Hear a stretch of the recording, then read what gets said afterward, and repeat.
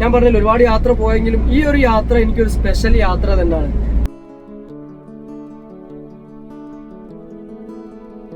ഞാൻ എൻ്റെ ജീവിതത്തിൽ ഒരിക്കലും ഇങ്ങനെ ഒരു യാത്ര ചെയ്യാൻ പറ്റുന്ന ഒരിക്കലും ഞാൻ വിചാരിച്ചതല്ല.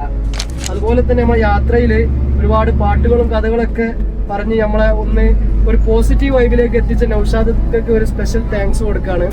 പിന്നെ അതുപോലെ തന്നെ എക്സൈറ്റിന്റെ ഗിരീഷ് ചേട്ടന് ഈ ഒരുപാട് യാത്രകൾ ഞാൻ ഇവരോട് കൂടെ പോകണമെന്ന് വിചാരിക്കുന്നുണ്ട്.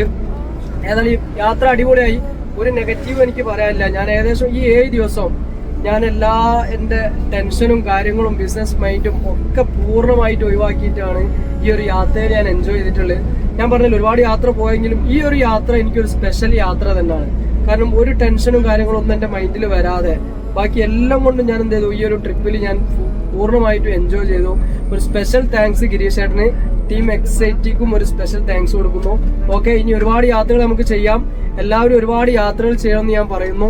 Okay, by.